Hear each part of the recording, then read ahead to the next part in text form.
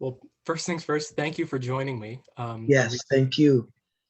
Thank you for inviting me, Aidan. I'm very excited about participating in this event to showcase the different cultures in the city of Taunton and ethnic groups. It's unbelievable how many, it's just growing. And it's good to know what other people have been through as a people in this nation and in this city. Yeah, yeah. That's very well said. I can't top Thank that with you. anything. All right. Mhm. So first, I'd just like you to tell us a little bit about yourself. So if you want Oh, your life um, story, so to speak. my I come from a military family. My father was in the U.S. Army for 26 years. He's a veteran of the Vietnam and Korean conflict. He is buried in Arlington National Cemetery. My mother had a sister who lived here in Taunton, and we traveled. He went to Vietnam 1968. We came here from Fort Sill, Oklahoma, and we've been here ever since. My mother saw the need. There weren't many minorities here. Hmm. It was segregated. Um, and it was sad because when you're on a military installation, it's already integrated. So all my friends come from all over the world. Okay, I grew up with French and German and Japanese and Korean mothers and their children and the families, Black and Puerto Rican, and it was already international. And we come to Taunton, and it was really a total nightmare because you're like, wow, where's this place? And then we really we were on our way to Thailand. Can you imagine? Hmm. And we're all psyched. We're going to Thailand because I grew up in France. Hmm. And then Uncle Sam, the military, they called my father, and within 24 hours, you're going to Vietnam. So here we are. My mother saw the need to be a role model because there were no minorities in any position of authority in Taunton. And so the day my dad went to Vietnam, my mother that Monday was working in the Taunton public school system. Oh. And she stayed there for 32 years until she passed on in 2000. She went to historically Black college in Daytona, Florida, called Bethune-Cookman College, and that's where she got her teaching license. But you can imagine being in the Deep South and Jim Crow. And my mother made us live every time there was a break in school, my mother would drive. My mother would drive from Oklahoma, Texas, Kentucky, wherever my father was stationed, we'd always go to Florida to visit her family. Mhm. And I'm going to share with you some stories. Yes. We're at Fort Knox, Kentucky, and we're going to Florida. And we see this big billboard. It scared us. We were like 4, 5, 6. My brother Jimmy, me, John, and Pat. So we're only a year apart, but we're traveling to Central Florida to see my mother's people. And we see this big billboard. Welcome to North Carolina, home of the Ku Klux Klan. and they were all in their regalia. Mm. They had 20-foot, the crosses were burning, and we knew it was something bad. And, mommy, who's that? Oh, we didn't know. But my mother traveling, we saw our first chain gang in Alabama. Most of the men were black. They had black and white uniforms. They were chained to each other, and they were working on a highway. And we were in Fort Sill going to Florida. So it's a different route. And then we're going through Alabama and Mississippi. And thank God we had those military tags on the car, because that was a protection from, you're still going through Jim Crow states. Mm-hmm. And Jim Crow didn't end with the Civil Rights Movement or the Voting Rights Act. Mm. You can go to some of those little towns now and have to go through. It's a matter of life down south than it is growing up north. And my mother didn't want us to live Jim Crow. And I believe one of her other reasons for staying here is that that being exposed to that culture, Mm-hmm. if you can call it a culture. Yeah. It was worse than apartheid in South Africa, Mm. And I remember the colored swimming holes, right? Because we didn't know there were colored we didn't know who Jim Crow was. We Mm-hmm. hear the adults talking, and we were always looking for them, but we didn't know it was a set of laws to segregate blacks from whites. Mm-hmm. So the swimming hole was loaded with alligators. And through the grace of God, nobody ever was eaten by an alligator. You imagine that? And the name of the town was Dunellen, a little town.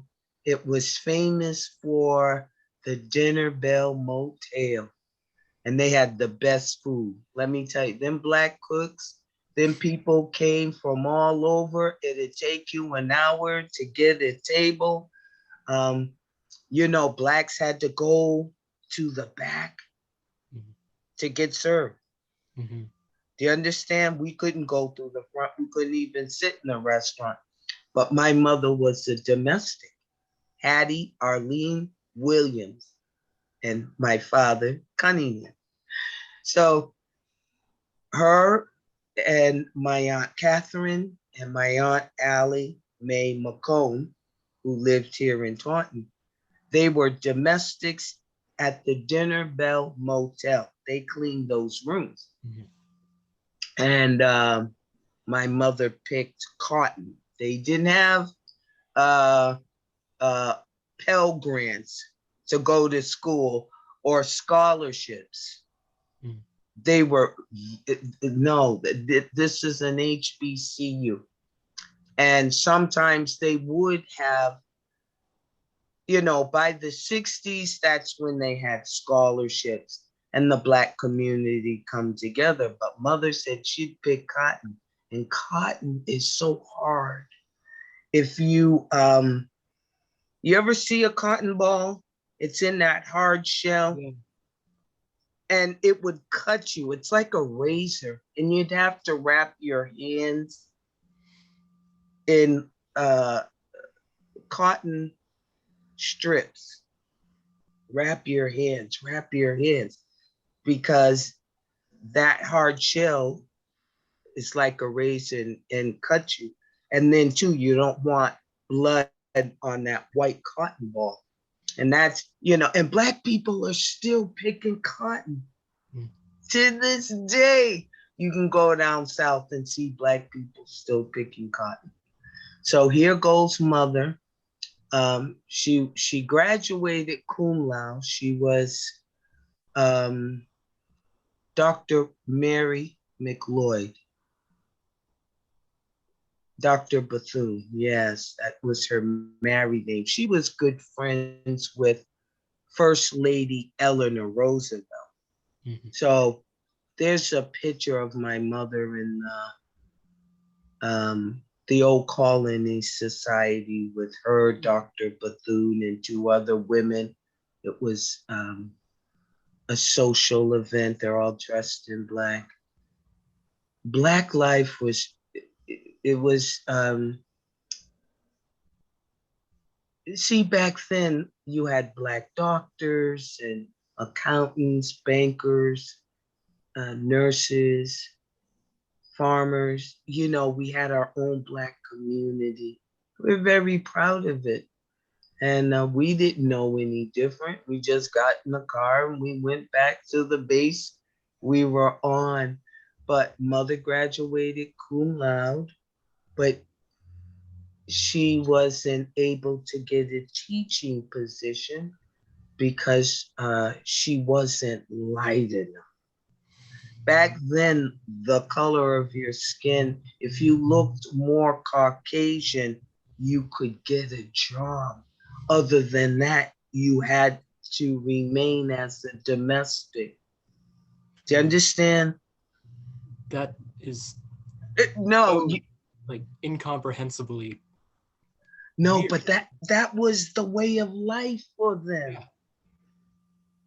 And the only way out for blacks back then in the 50s to escape Jim Crow was to join the military, the armed services. And that's what my mother had to do. Her sister, Kathryn, she went to Grady Memorial Hospital and she got her nursing degree. And my mother, see, back then they didn't have ROTC. She had a bachelor's degree, but she could not be an officer. You understand? I'm telling you, it's like wild. And she was an army medic. And I forgot what they called women in the army. WAC. Yeah, WAC. Mm. Women Army Corps. Yes. But life, I remember my mother used to tell us when the lights come on, you have to be over the bridge back in what they called colored town. Mm. That's it, segregated communities. But the bridge was so old and rickety, and anybody could have fallen into the river below. That river, the manatees swam there. They swim there now. We didn't know they were there. We just, it was just something, the South and Jim Crow and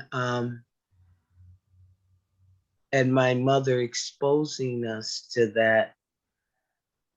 And I remember the as we traveled, the colored fountains, whites, only water fountains, and I'd be drinking out of both of them. She used to be outraged because I didn't know. See, I didn't have that. See, we weren't raised Jim Crow. Mhm. We had to live Jim Crow going through the South. And so I always wanted to know what was the difference. I didn't know colored water. I'm thinking colored water. What's colored water? What's white water? And we thought when we saw that on the bathrooms, I said, "Oh, ma, a colored bathroom."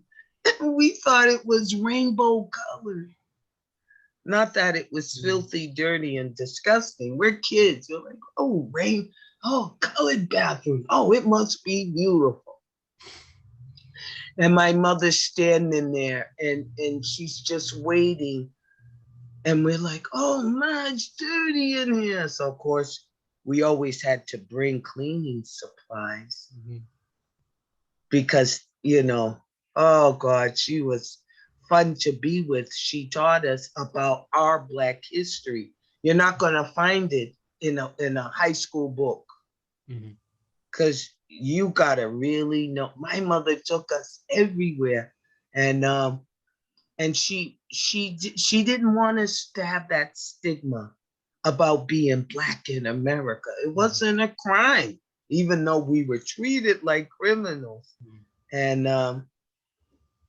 and it was sad because we didn't know back then as children growing up why we were so um, hated and resented. But she made us learn our history. So here we are in segregated Taunton. Well, it was kind of segregated, but my mother fought for racial equality, even in this city. This is late 60s, early 70s. There were there were a lot of places as a young girl we couldn't go over to a lot of white people's homes. You Mhm. imagine that in Taunton? So my mother, and then too, if there was a party, if a classmate was given the party, they would say none of the Black boys could come.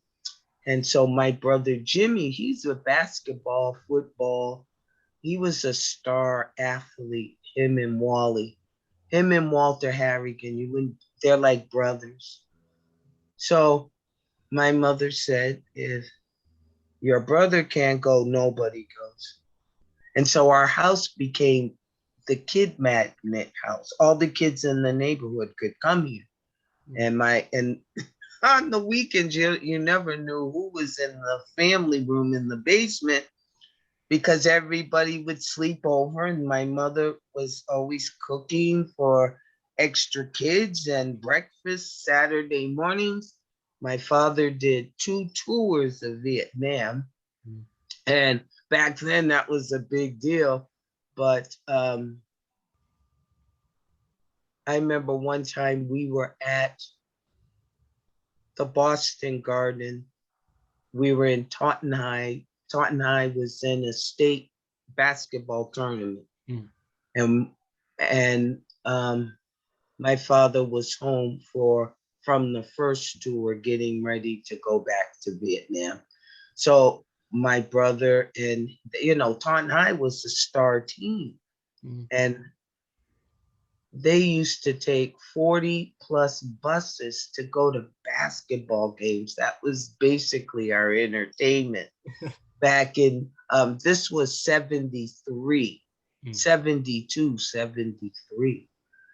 And it was during the height of busing in Boston.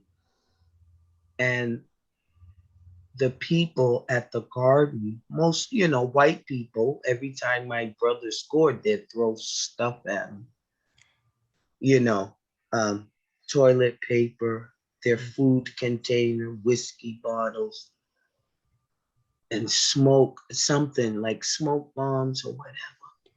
And my father was so outraged. And he says, I'm never coming back here. And he didn't, because he just, he just couldn't believe my mother wanted to stay here. Mhm. And so they made an agreement that would just be between wherever my father was stationed, so my mother can be. She said, I cannot, she says, I'm a role model not only for those Black kids, but especially for the white kids, because they're not going to see many Black people in positions of authority. Mhm. So, yeah. And they all loved her. And she started off, something I haven't really allowed you to ask me questions. I'm going through this I've been memory. enjoying this. This is fantastic. I'm Oh, okay. So I'll just, yeah, no, mother, keep going. I'm gonna just keep going. I'm just Of thinking course. about She started off at Barnum School as a sub. She subbed for 2 years before they made her permanent. And the superintendent, oh, what was his name? His wife was a commissioner for Bristol County. I can see him now, but he hired my mother. They were all like shocked. There's this Black woman out here. She wants to teach. Mm. And Fred, I know his first name was Fred. I can't think of his, it'll come to me. And they were all whispering, oh, she's Black. And he says, you don't care as long as she knew how to teach. And so she ended up at Bonham School. Then she went to Ware Grammar. And that was, you know, Ware Grammar was one of the poorest schools in Taunton. And I remember my mother used to have like bags of most of these kids were from the Ware and Paul Bunker. And it was the beginning of, these young mothers, single mothers having children. Um, they're on welfare. They have addiction problems, alcohol, drugs. So the little things would dress themselves and get on the bus and go to school. And back then it was so much colder than it is now. And a lot of them weren't even dressed properly. Mhm. So she'd have socks for the boys and girls, t-shirts, underwear, and things, so that to keep them warm. And and some of those kids weren't fed. Do you imagine sending your child off? And so she had a heart for those kids at Ware Grandma. And then, wait a minute, the first school was Caswell School, and it burnt down. They had a talent show when those halogen lamps lit those thick, heavy velvet curtains, and it burnt down. Then Ware Grammar was condemned. Mhm. And then I remember Ware Grammar is where Crapo Hathaway is. Yeah. It stayed abandoned for 2 decades, and then somebody torched it. And all the teachers that had taught there, they called my mom, and we went down there, and it was an inferno. And everybody was shedding a tear in memories, just remember. And it was like a big reunion Mhm. of Ware Grammar teachers and support staff and principal. I think, who's the principal? Mr. Lincoln? I'm not sure. It's so many years ago. And then she went to E. Pole School on County Street. Mhm. And, it was just that school wasn't in the best condition either. They kept saying, everywhere you go, Hattie, something's wrong with the school. But it's, now there's so many regulations and Mhm. things like that. But she always fought for civil rights. She fought for the desegregation of Taunton public schools. I got the signs still downstairs in the basement. Um, One time, we had Black social clubs back then. Mhm. The first one was called the Concerned Afro Coalition. It was a group of middle class Black families. It was to teach Black history.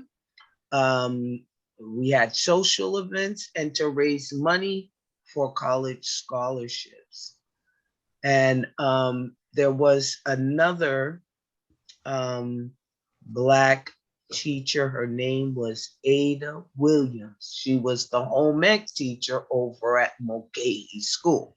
Mm. Mother was the first Black teacher in a classroom and teaching the 3 R's.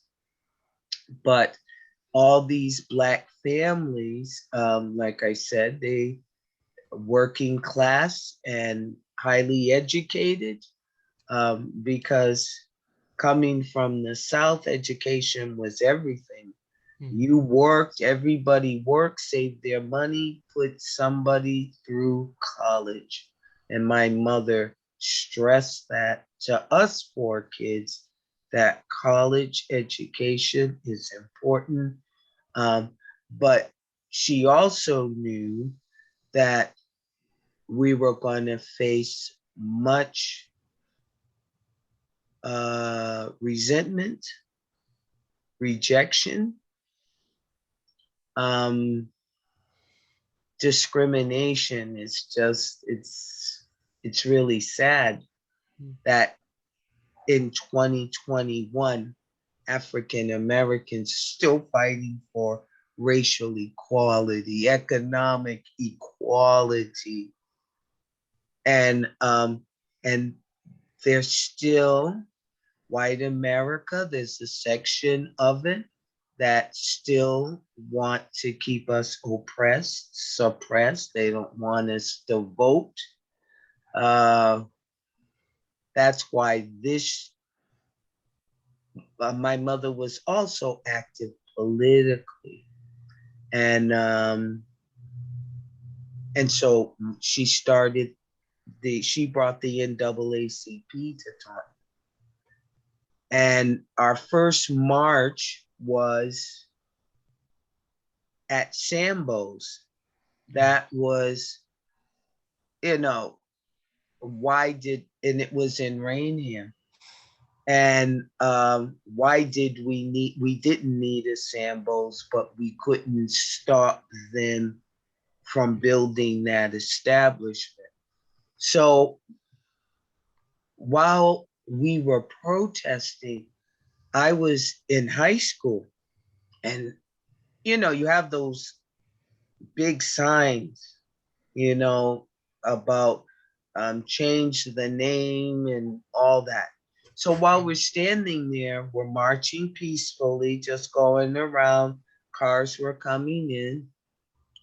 I saw classmates of mine go by, and they would use the N word and go back to Africa because they couldn't, you have like 40, 30, 40 people marching, and you have these big signs, and you're just yelling stuff out the window on a beautiful afternoon, Saturday.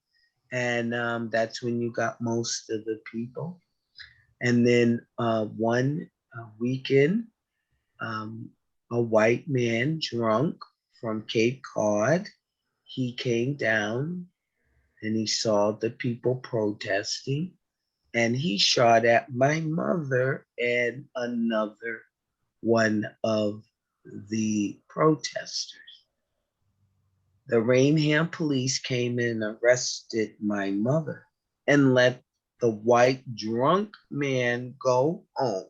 So she had to get, it's like, they were trying to charge her with inciting a disturbance. You know, Taunton wasn't used to people protesting. Rainham definitely wasn't used to people coming, but they knew that restaurant was the name of the restaurant was going to be a problem. Mhm. And so they arrested my mother, um, and I believe they put her in jail until yeah, she went over to Rainham. Pacheco, I believe, was the captain over there, and Willie Harris, that was the other protester, and they gave him court dates, filed charges against him. So they're in Taunton court, and of course they had to get a lawyer. and spend money. And the judge, I don't know who the judge was that day. They threw it out, and within 6 months, Sambo's was gone because I thank God for that because nobody really, down south, they were there in the south, but New England, no, it's, people, and then people stop going there. If people are not going there, guess what? You're not making any money. And then it became the Taunton Federal Credit Union. And then before you know it, it was torn down. And so um, Dr. King's, when his birthday was passed, Mayor, was it Dick Johnson? Yeah, Dick Johnson. Was it Dick Johnson? I'm not sure, but the name sounds familiar. Let me see. I think it was. Yeah, Dick Johnson and Barbara Laughlin. She passed away a year ago. Oh, she was so sweet. She was the mayoral aide for Dick Johnson. Yes, it was. And we had it in City Hall chambers, Martin Luther King Day, and the counselors came, and the school committee came, and the whole chambers was packed, and they had the kids participate. They read their poems, and they sang, and they played music. We sang the Negro national anthem, Lift Every Voice. And then my mother was the guest speaker because she could talk about what it was like to overcome, and she overcame Jim Crow and um, uh, segregation and all that ugliness.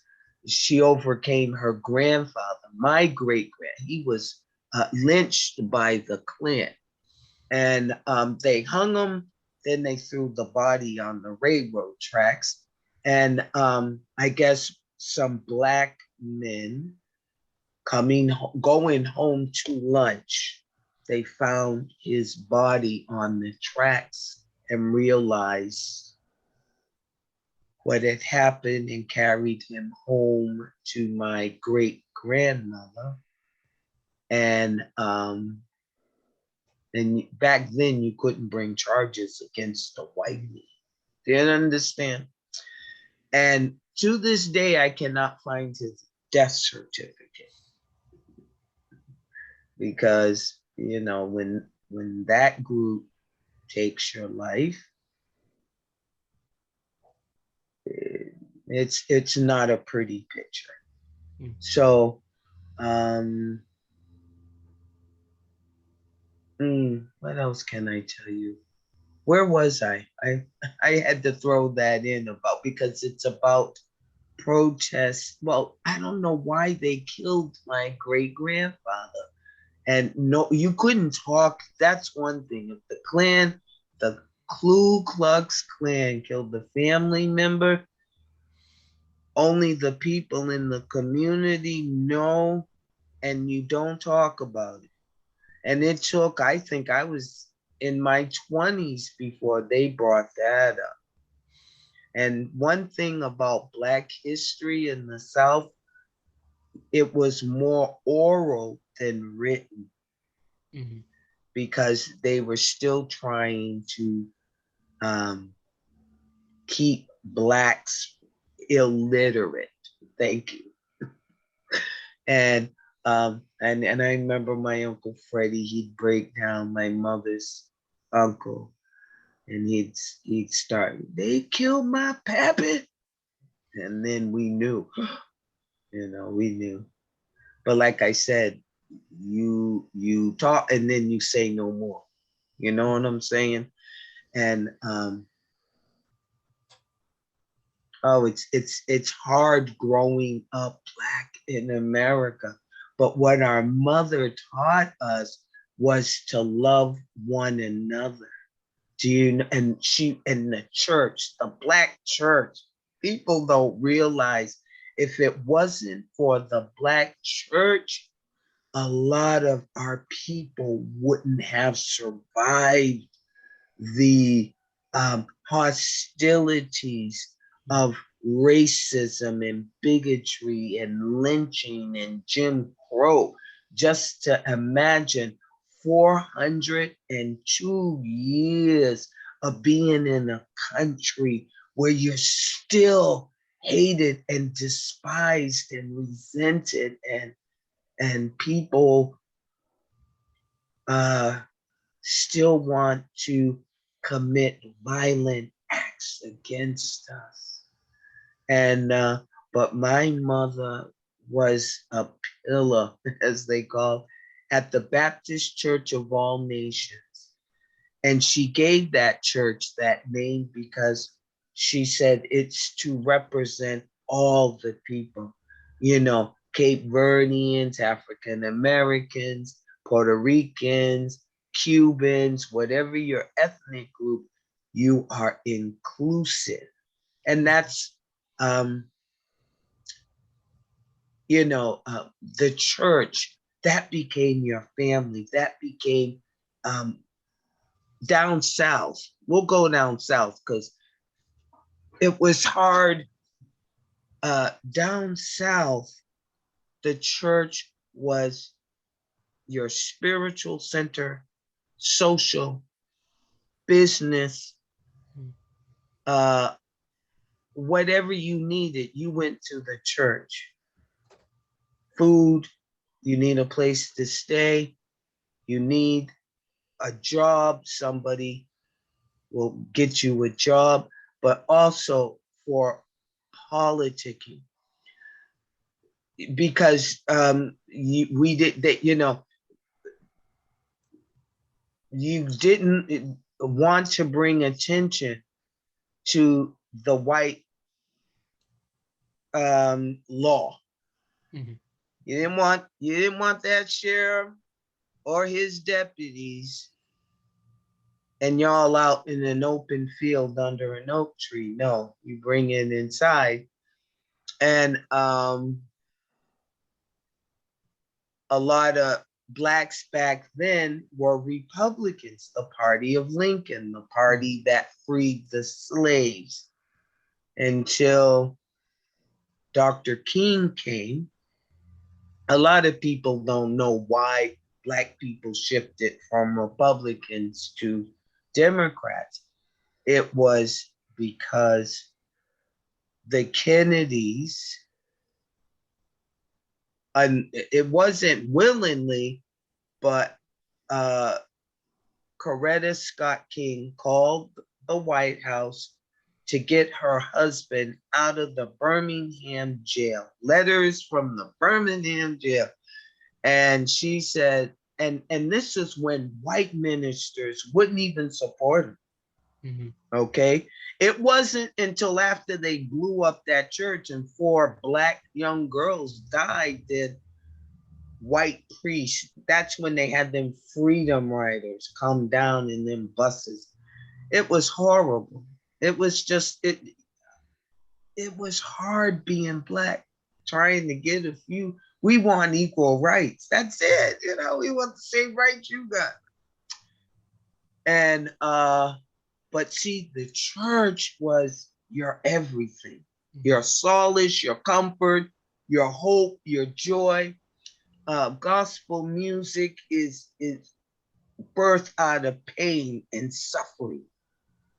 But at the end, there's this hope in this man called Jesus. Okay, we're still waiting for Jesus to come and take us wherever, but away from you. And but the church provided shelter from what was out in those communities.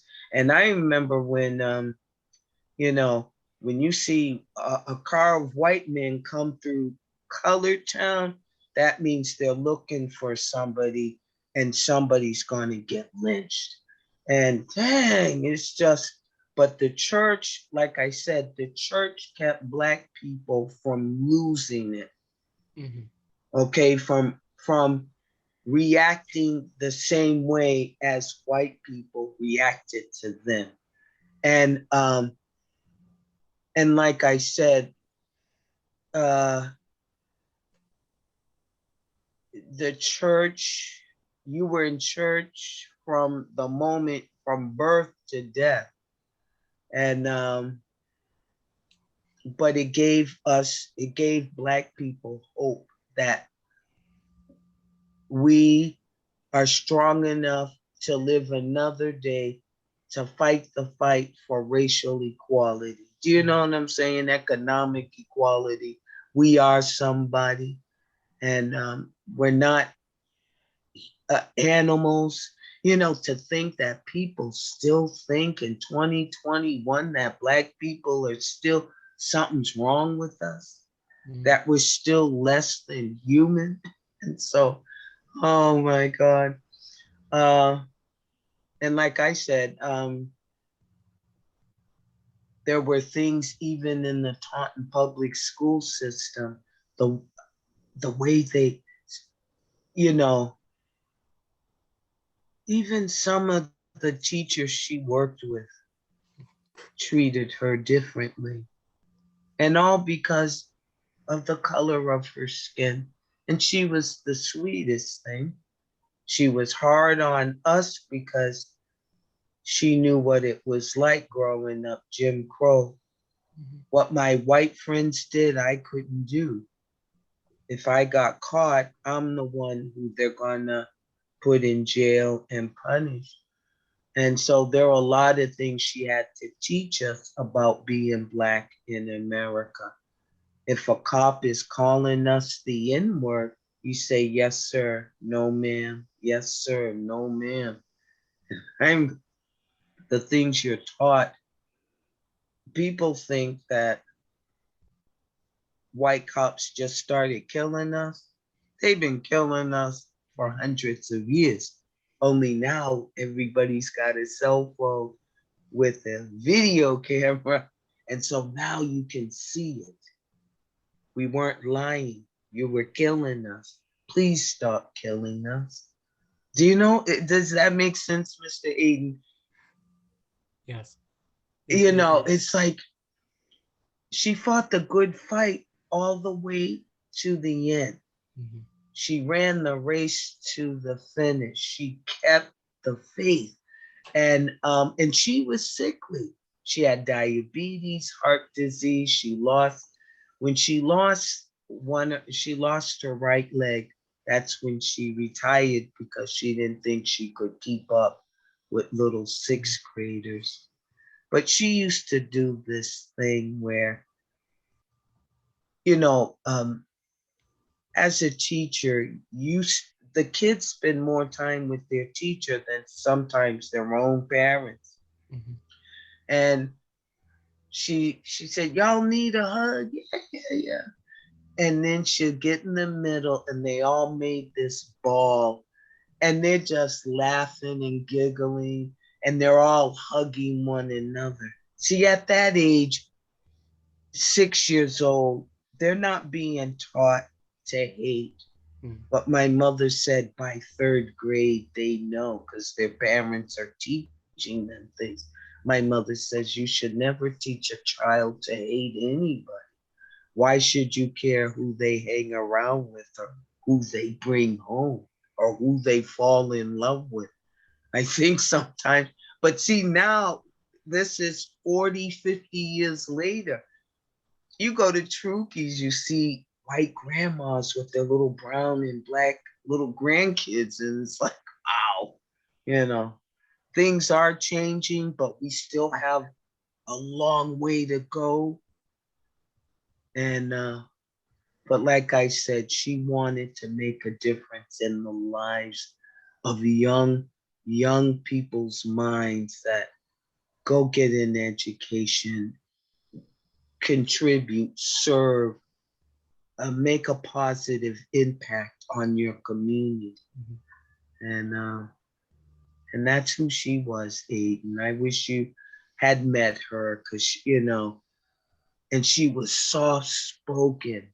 You know, I I had the rebel in me. I'm not a I saw Jim Crow and I didn't think it was right. So I could never live down south because I don't think like that. Hmm.